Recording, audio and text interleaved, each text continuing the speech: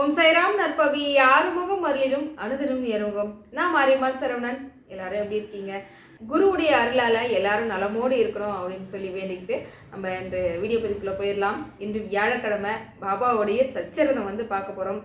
கிட்டத்தட்ட நீண்ட நாட்கள் ஆயிடுச்சு நம்ம சச்சரிதம் எடுத்து அத்தியாயம் பார்த்து இல்லையா.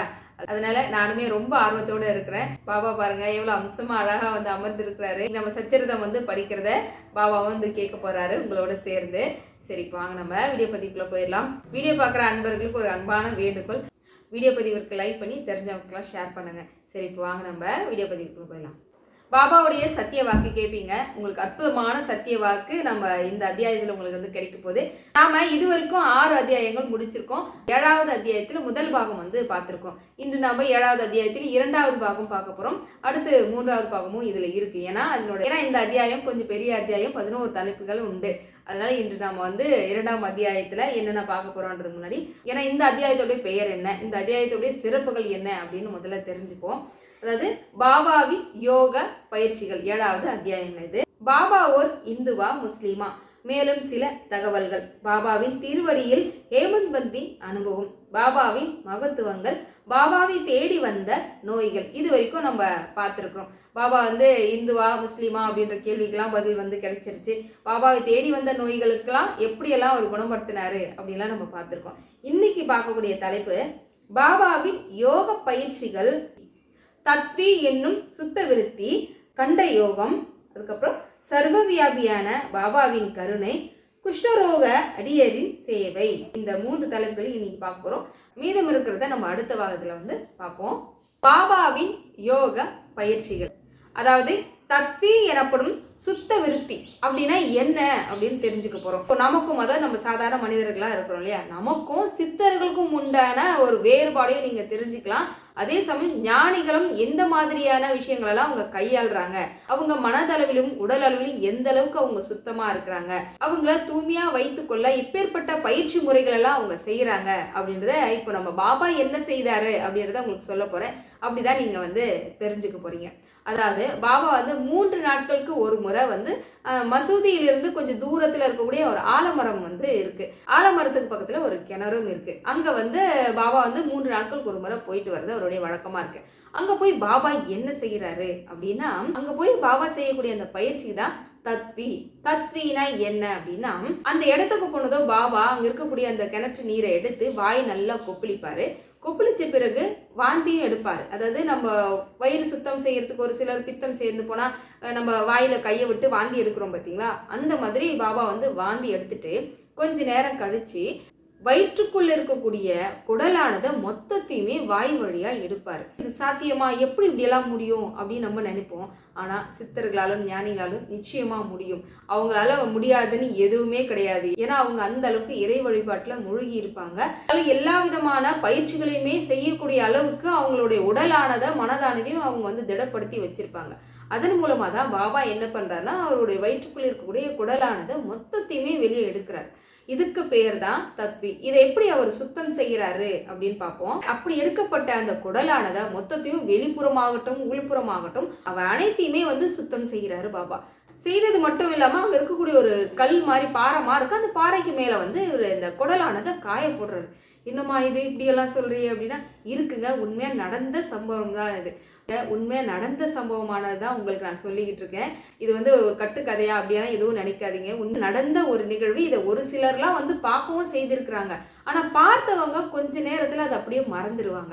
இப்படி ஒரு விஷயத்த பாபா செய்யறதெல்லாம் பார்ப்பாங்க. பாபா இப்படியெல்லாம் செய்யறாரே அப்படின்னு அவங்க நினைக்கிறதுக்குள்ள அந்த விஷயத்தையே அவங்க அப்படியே மறந்துடுவாங்க. அது மட்டும் இல்லைங்க, அவர் தனது குடலை 3 அங்குல அகலமும் 22 அடி நீளமும் உள்ள நனைந்த லிலன் துணியை கொண்டு தத்வி என்னும் சுத்தி விருத்தி செய்தார். அதாவது அவர் என்ன பண்றாரு அப்படின்னா, நீளமான அந்த லிலன் துணியை தொண்டைக்குள் விழுங்கி 1/2 மணி நேரம் வயிற்றுக்குள்ளேயே வைக்கப்படும் போது சில கிரியைகள் நடத்தப்படுகின்றன.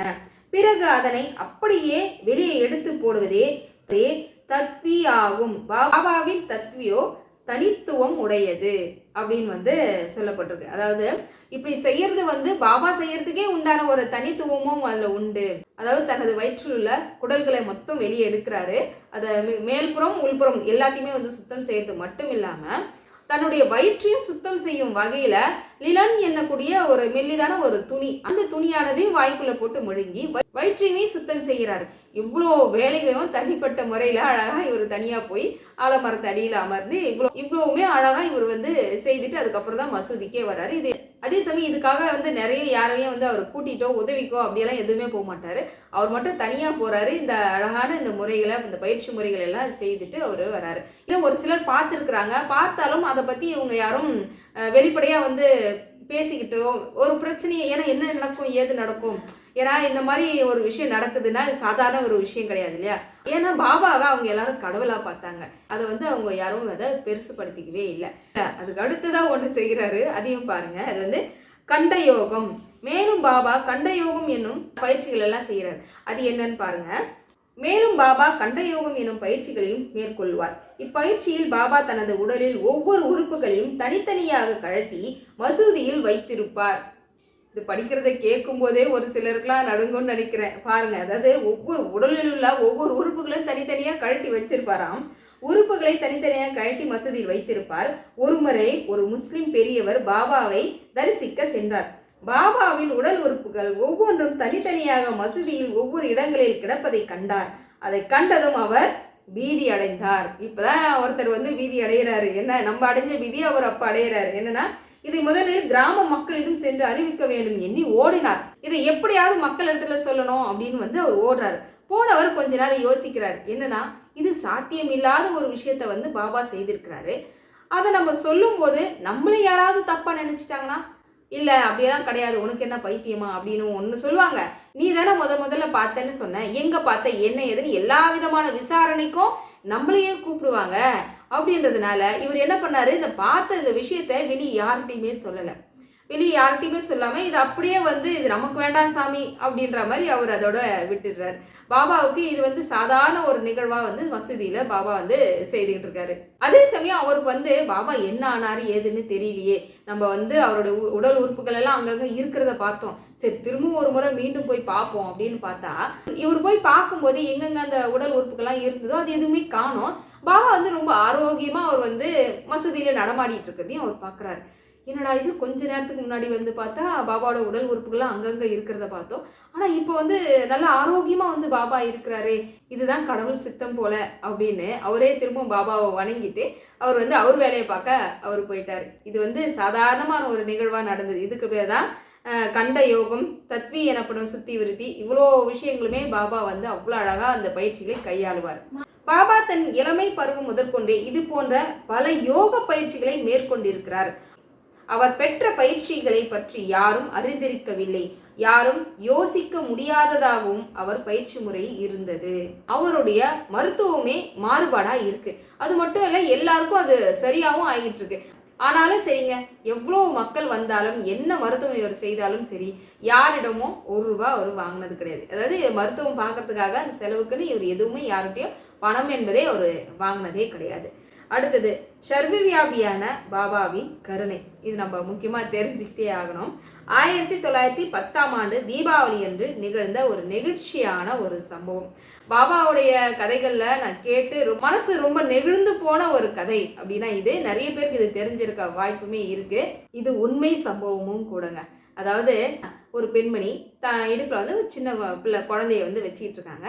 இவங்க ஒரு வேலையும் செய்துட்டு இருக்காங்க. என்ன வேலை செய்கிறாங்க அப்படின்னா, சூளை செங்கல் எரிக்கிறாங்களா, அந்த நெருப்பு சம்மந்தமான அந்த வேலையில் அவங்க இருக்காங்க. திடீர்னு அவங்களுடைய கணவர் வந்து கூப்பிட்றாரு இவங்க என்ன பண்ணாங்க, கணவர் கூப்பிட்ட அந்த அவசரத்தில் போகிற வேலையில் கையில் இருந்த குழந்தை நழுவி அந்த தீச்சுடரில் விழுறதுன்னு கூட தெரியாமல் இவங்க போட்டுட்டு ஒரே வேகமாக இவங்க கணவர் கூப்பிட்டாரேன்னு இவங்க ஓட அந்த குழந்தையை காப்பாற்றணும் அப்படின்ற எங்கேயோ இருக்கிறாரு பாபா எங்கேயோ இருக்கிறாரு. சம்பவம் நடக்கக்கூடிய இடமானது எங்கேயோ இருக்கு. உடனே என்ன பண்றாரு, அந்த குழந்தைய காப்பாற்றணுன்றதுக்காக வேண்டி அவருடைய கையை அந்த தீச்சுடர்ல விட்டுறாரு. ஆமாங்க, இவர் அந்த கையை தீச்சுடர்ல விட்டு அந்த குழந்தைய தூக்குனதன் பேர்ல இவருடைய கைகளானது என்ன ஆகுது, கரிக்கட்டை ஆகுது. அதாவது இவர் வந்து முன்னாடி துவாரகமாயில அங்க துணிக்கு முன்னாடி தானே இருந்தாரு. இவரும் வந்து கட்டைகளை வச்சு எரிச்சுக்கிட்டு இருக்கிறவரு அந்த அக்னியில இவரு கையை வச்சிடறாரு. கையை வச்சதன் மூலமா அந்த குழந்தையானது இவர் காப்பாற்றிட்டாரு. ஆனா இவருடைய கையானது நல்லா வெந்து அப்படியே கறிக்கட்டையே ஆயிருதுங்க. இதை பார்த்துக்கிட்டே இருந்த மாதவரா தேஷ்பாண்டே ஓடி வர்றாரு. தேவா தேவா தேவான்னு கூப்பிட்டுட்டு ஓடி வந்து, என்ன தேவா இப்படி பண்ணிட்டீங்க, ஏன் என்ன ஆச்சு என்ன அப்படின்னு போது அப்பதான் சுதாரிக்கிறாரு பாபா. என்னன்னு கேட்கும்போது, இந்த மாதிரி ஒரு இடத்துல ஒரு பெண்மணி வந்து தான் குழந்தைய நெருப்புல விழுறது தெரியாம ஓடிட்டாங்க. அந்த குழந்தைய காப்பாற்ற போய் நான் என்னுடைய கையானது தீயில பற்று இந்த மாதிரி ஆயிடுச்சு அப்படின்னு பாபா சொல்லுவார். எல்லாரும் விழுந்து அழுவாங்க. பாபா உங்கள் கை இந்த அளவுக்கு ஆயிடுச்சே பாபா அப்படின்னு. உங்களுக்கு ஒன்று தெரியுமா, இந்த தீ காயமானது பாபா இறக்கும் தருவாய் வரையும் இருந்துச்சுங்க. ஆமா, ஆனா அதே சமயம் இவர் வந்து என்னன்னா அந்த குழந்தைய காப்பாத்தினாருல்ல, அதே சமயம் நாம எங்கேயோ எந்தெந்த ஒரு முக்கோட்டில் நம்ம எங்க இருந்தாலும் சரி, 7 கடல் தாண்டி இருந்தாலும் சரிங்க, வாவான்னு கூப்பிட்டா ஓடி வரக்கூடிய அற்புத ஒரு கடவுள்னு சொல்லலாம். அவர் ஞான திருஷ்டிக்கு தெரியாதுன்னு எதுவுமே இல்லை. எந்த ஒரு நிமிஷத்துல ஆனா அவர் அற்புதம் நிகழ்த்தினா நான் தான் நிகழ்த்தினேன் அப்படின்றது கரெக்டா வந்து சொல்லக்கூடிய தெய்வமும் அவருன்னு சொல்லலாம். அப்படி நாம எந்த மூல முடுக்குல இருந்தாலும் வாவான்னு அழைச்சா கண்டிப்பா என்ன மகளே அப்படின்னு கேட்கக்கூடிய ஒரு தெய்வம்னு சொல்லாங்க. அப்போ என்ன ஆகுது, அந்த குழந்தையானது இவர் காப்பாத்திட்டாரு. ஆனா இந்த கையில அடிப்பட்டதுல ரொம்ப கறிக்கட்டையே ஆகுது. ரொம்ப உள்ளுக்குள்ளெல்லாம் நல்ல ரணமா இருக்கு. எல்லாரும் அங்க இருக்கிறவங்க எல்லாம் மருத்துவரை கூட்டிட்டு வந்து சிகிச்சை செய்யணும் அப்படின்னு பார்க்கும்போது யாருமே ஒத்துழைப்பே கொடுக்க மாட்டாரு பாபா. அதெல்லாம் எனக்கு எதுவும் வேணாம், எல்லாம் அல்லா மாலிக் அல்லா பார்த்துப்பாரு அப்படின்ற மாதிரி, எனக்கு எந்த விதமான மருத்துவம் எதுவுமே வேண்டாம் அப்படின்றத வந்து ரொம்ப முடிவா பாபா வந்து சொல்லிடுறாரு. ஆனா குஷ்டரோகியா இருக்கக்கூடிய பாக்கேஜே சிண்டே அப்படின்னு சொல்லக்கூடியவர் அவரு என்ன பண்றாரு, குஷ்டரோகியா இருந்தவருடைய உடலானது எப்படி இருக்குன்னு தெரியும். அப்பேற்பட்டவர் கருணை மழை பொழிஞ்சா மாதிரி அவருக்கான மருத்துவங்க எல்லாமே செய்து இப்போ ஒரு ஆளா வச்சிருக்கிறதுக்கு காரணமே பாபா தான். அதனால அவருக்கு வந்து மனசு கேட்கவே இல்லை. அவர் என்ன பண்றாருன்னா மருத்துவரை கூட்டிட்டு வந்து எவ்வளவோ முயற்சி பண்றாரு. ஆனா பாபா வந்து எந்த விதமான மருந்தும் என்னுடைய காயத்துக்கு வேண்டாம், அல்லா பார்த்துப்பார் அப்படின்னு சொல்லி விட்டுட்டாரு. ஆனாலும் அந்த குஷ்டரோகியா இருந்தவருக்கு வந்து விட மனசே இல்லாம, குஷ்டரோகியா இருக்கக்கூடிய பாகேஜிக்கு வந்து இதை பார்த்துக்கிட்டு சும்மாவே இருக்க முடியல. இவ்வளோ வலி வேதனை ரணத்தோடயே பாபா இருக்காரு அப்படின்னு நெய் இருக்கு இல்லையா, அந்த நெய்யானதை அந்த காயப்பட்ட இடத்து மேல வந்து தடவி விட்டுட்டே இருந்தாராம். இது எது வரைக்கும் தொடர்ந்துச்சு தெரியுமா, பாபா காலமாகும் காலம் வரைக்குமே அந்த காயமானது இருந்துகிட்டே இருந்தது. அது வரைக்குமே நெய்யானது தடவிட்டே இருப்போம். இது நடந்த சம்பவம் என்னைக்கு அப்படின்னா கரெக்டா தீபாவளி அன்று. அதனாலதான் நம்ம தீபாவளி அன்னைக்கு பாபா வழிபாடு செய்யும் போது நம்ம வீட்டில் இருக்கக்கூடிய பாபா எல்லாருக்குமே சிலைகள் எல்லாரும் வச்சிருக்கீங்களே, எல்லாருமே வந்து கொஞ்சம் நெய் எடுத்து அவருடைய கையில வந்து போட்டு விடுறது என்னுடைய வழக்கம். இந்த கைகளில் நாம வந்து நெய்யானதை போட்டு விடலாம். ஏன்னா அந்த வலி வேதனை அவர் ரணத்தோடுவே அவர் இருந்தாரு. எந்த விதமான மருத்துவ சிகிச்சைக்குமே அவர் போகல. ஏன்னா அவர் சொன்ன ஒரே விஷயம் என்னன்னா, அந்த குழந்தைக்கு ஏற்படக்கூடிய இருந்த அந்த நிகழ்வானதை அவர் வாங்கிக்கிட்டார் இல்லையா, அதாவது மற்றவங்களுடைய கர்மாவை அவர் வாங்கிக்கிறாரு. அந்த கர்மானது எங்க போகும், அதை அனுபவிச்சு தானே ஆகணும்.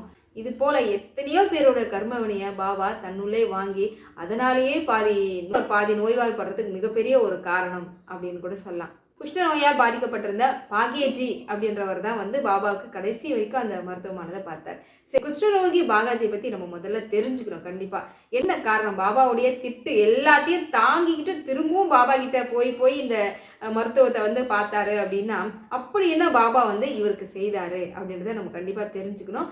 நம்ம அடுத்த பாகம், அதாவது 7ஆம் அத்தியாயத்தில் 3வது பாகத்தில் வந்து இதெல்லாம் நம்ம பார்த்து தெரிஞ்சுப்போம். சரி, நம்ம இன்று பாபா கொடுக்கக்கூடிய சத்திய வாக்கு என்னன்னு தெரிஞ்சுப்போமா. இதே அத்தியாயத்திலே 74வது பாகம் 7ஆம் அத்தியாயங்க. அதில் ஒரு பாபாவுடைய வாக்கு சொல்றேன் கேளுங்க. என் அடியார்களுக்காக நான் எவ்வளவு துயரங்களை தாங்கி கொண்டிருக்கின்றேன். என் அடியாரின் கஷ்டங்களை யாவும் என் கஷ்டமாக கொள்கிறேன். இது ஒன்று போதாதா, பாபாவை வணங்குறவங்களுக்கு அவங்க எல்லாருடைய கஷ்டமும் பாபா தாங்கிக்கிறாரா, நம்ம எல்லாருடைய கஷ்டமும் அவருடைய கஷ்டமா. இந்த மாதிரி சொல்லக்கூடிய ஒரு குரு தான் நம்முடைய சாய்பாபா. அவரை மனசார நேசிக்கிறவங்க எல்லாருக்குமே அவர் என்னைக்கும் துணையாக இருப்பாருங்க. இன்றைய அத்தியாயம் எப்படி இருந்தது அப்படின்னு சொல்லி கண்டிப்பாக கமெண்ட் பண்ணுங்க. ஷீரடிபுர வாசினம் கருணாமூர்த்தி ஸ்வரூபம் சர்வரோக தோஷ நிவாரணம் ஷீரடி சாய்நாத தரிசனம். ஓம் சாய்ராம்.